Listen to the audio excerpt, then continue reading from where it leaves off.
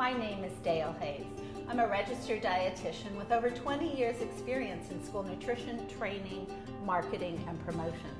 For the past several years, I've been working with the Mushroom Council, helping school nutrition professionals understand the benefits of using both fresh mushrooms and IQF, individually quick frozen mushrooms, in their school meals.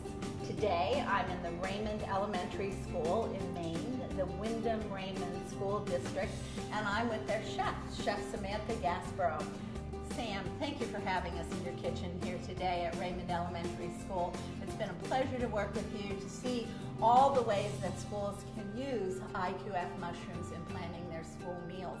I hope that a lot of folks out there will look at all the videos that we've made today about roasting, about creating blends with the IQF mushrooms and ground meats, and also to look for valuable resources. We have resources that cover Harvest of the Month, that cover even some of the educational things that teachers might want to have in a classroom. And most importantly for the school nutrition professionals out there, we have dozens of recipes specifically developed for school nutrition programs with crediting information, with HACCP plans, and they've been tested with real kids in real schools. For all those things, you can visit mushroomsinschools.com. So Sam, let's talk first about, if you're going to introduce a new, maybe unfamiliar vegetable, or any food actually, but something like mushrooms that kids may not have experienced before, how do you do that in your district? We use our school nutrition program as a forum to really expose kids to new and exciting foods and fruits and vegetables. And we do that through a variety of taste testing. Starting as young as kindergarten, in our elementary schools, we offer Taste Test Tuesday. So on the first Tuesday of every month, we make a small bite for the child to try, and they get to vote on whether they like the item or not. And that may end up on our menu.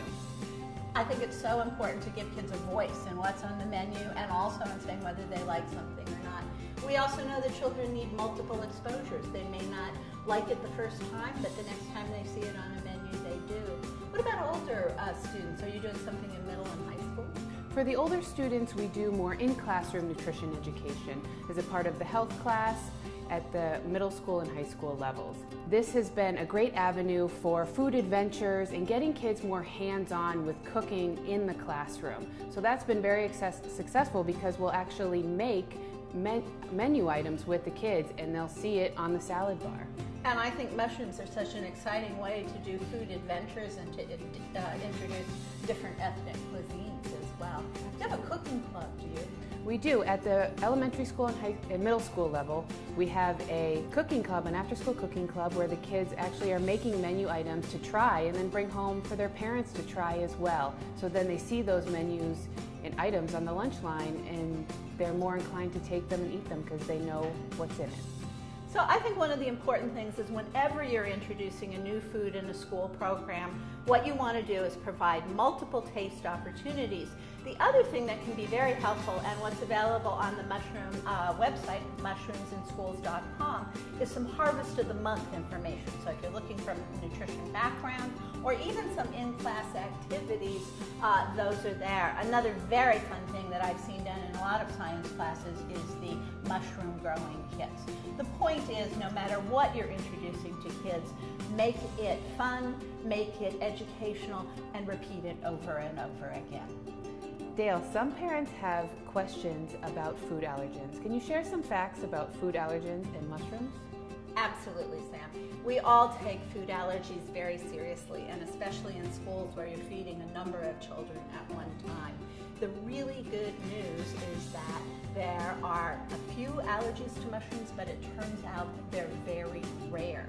I think one of the things that sometimes happens when people don't like a food or aren't familiar with it, they say, I'm allergic to it. So it's important to think about this in a little broader context. The first fact is mushroom allergies are extremely rare. In fact, the Food Allergen Labeling and Consumer Protection Act listed the 8 most common allergens in food, and those are required to be on labels. And mushroom allergies are so rare that they're not required to be on labels. The other thing that I think sometimes people get confused with is between mushrooms growing in the wild and mushroom hunters, and what mushrooms are available commercially. So they hear something about somebody got sick eating mushrooms, and it was not from a commercial safe product. The most important thing in food allergens in schools is to make sure that they're documented. So whatever procedure your district used for documenting food allergies, to have that in a student record, and then to make sure that that's backed up with a healthcare provider's statement so that children can be provided with a alternative food when the food they're allergic to is off. So Dale, how would you announce or call out that there would be mushrooms on the menu? You know, I think that is a really important question, Sam, because some people haven't had much experience, and that might include the people who work in your kitchen. So you say we're serving some new mushroom items, and then it might be like, whoa, I'm not so sure about that. I suggest that people employ whatever strategy they're already using to announce or to call out new foods. So if, for example, you have a soup recipe and you put a new vegetable in that, if you announce that on the menu, then I absolutely would announce that you're adding, say, mushrooms to your Asian fried rice. You can say Asian fried rice with mushrooms. On the other hand, if you don't usually call out or announce some of those subtle changes to a recipe, there's no need to do that. I think where you really want to look back to is the things we were already talking about. Sampling, taste testing. So if you are going to add them to the Asian fried rice, you can say new version of Asian fried rice and have that as a sample item. Do you think that makes sense? I think that sounds perfect. Have you gotten some pushback ever in terms of a kitchen and how folks feel about mushrooms?